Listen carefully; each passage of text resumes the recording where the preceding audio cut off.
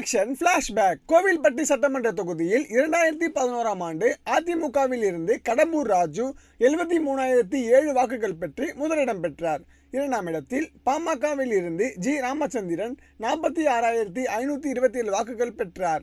மூன்றாம் இடத்தில் சுயேட்சையாக நின்ற பி. மாரியப்பன் 2,685 வாக்குகள் பெற்றார். 2016ஆம் ஆண்டு அதிமுகவில் இருந்து கடம்பூர் ராஜு 64,514 வாக்குகள் பெற்று முதலிடம் பெற்றார்.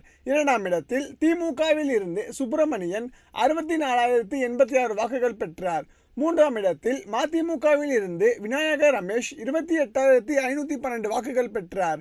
2021ஆம் ஆண்டு அதிமுகவில் இருந்து கடம்பூர் ராஜு 68,556 வாக்குகள் பெற்று முதலிடம் பெற்றார். இரண்டாம் இடத்தில் அமமுகவில் இருந்து டிடிவி தினகரன் 56,153 வாக்குகள் பெற்றார். மூன்றாம் இடத்தில் இந்திய கம்யூனிஸ்ட் கட்சியில் இருந்து கே. ஸ்ரீனிவாசன் 37,380 வாக்குகள் பெற்றார்.